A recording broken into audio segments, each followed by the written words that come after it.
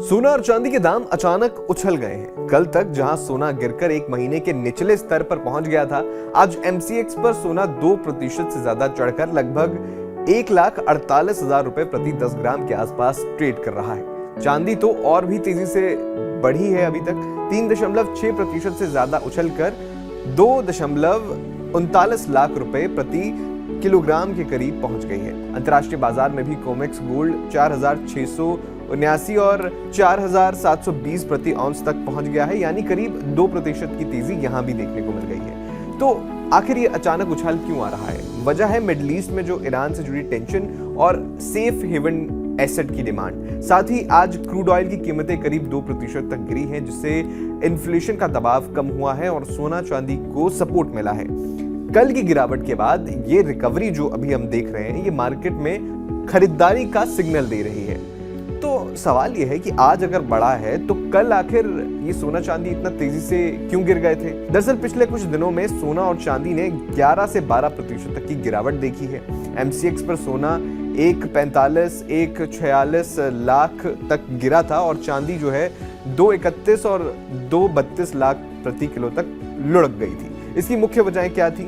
सबसे पहला था जो अमेरिकी फेड ने, जो अमेरिका का फेडरल रिजर्व है, उनका सेंट्रल बैंक है, वहां ब्याज दरें नहीं घटाई। उम्मीद थी कि ब्याज दरें घटाई जाएं, लेकिन उन्होंने वो रेट जो है स्टेबल रखे थे। रेट कट नहीं हुआ, जिससे डॉलर मजबूत हुआ। डॉलर मजबूत होने पर सोना महंगा लगता है, इसलिए बिकवाली बढ़ती है। अगला कारण था कि क्रूड ऑयल की कीमतें बढ़ने से इन्फ्लेशन का डर बढ़ा था, जिससे फेड जल्दी रेट कट नहीं करेगा, ये सोने के लिए नेगेटिव रहा।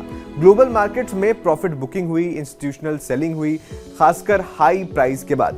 भले ही ईरान इजराइल टेंशन चल रही हो, लेकिन शॉर्ट टर्म में डॉलर और ये जो रेट एक्सपेक्टेशन है, इसने सोने पर दबाव बनाया। क्योंकि देखिए, उम्मीद ये थी कि जब भी कोई कॉन्फ्लिक्ट होता है तो जो सेफ हेवन एसेट्स हैं, सोना चांदी, इनके दाम बढ़ते हैं, लेकिन बहुत सारे फैक्टर्स की वजह से ये दाम घट गए थे। अब आगे क्या होगा? पहले अचानक से एक महीने के लो पर पहुंच गए ये दाम, लेकिन आज जो है हल्की सी बढ़ोतरी देखने को मिल रही है। तो आगे क्या होगा? एक्सपर्ट्स का कहना है कि शॉर्ट टर्म में वोलेटिलिटी रहेगी, उतार चढ़ाव देखने को मिलेगा। अगर ईरान टेंशन बढ़ी और ऑयल क्राइसिस आया तो सोना फिर से सेफ हेवन बनकर उछल सकता है, यानी दाम बढ़ सकते हैं। लेकिन अगर डॉलर और मजबूत रहा या फेड रेट की उम्मीद कम हुई तो थोड़ी और गिरावट आ सकती है। लॉन्ग टर्म में देखें तो इसका आउटलुक जो है एक्सपर्ट्स पॉजिटिव बता रहे हैं। इसका मतलब ये हुआ कि आने वाले फेस्टिवल सीजन में जो है गिफ्टिंग और ज्वेलरी डिमांड बढ़ सकती है। हाई प्राइस पर लोग लाइट वेट ज्वेलरी या डिजिटल गोल्ड की तरफ जा सकते हैं, लेकिन ओवरऑल बुलिश ट्रेंड बना रहेगा। कुछ एक्सपर्ट्स कहते हैं कि जब तक डॉलर कमजोर ना हो या रियल यील्ड्स ना गिरे, उतना तेजी से उछाल नहीं आएगा। आपको क्या लगता है? अपनी राय कमेंट बॉक्स में जरूर बताइएगा।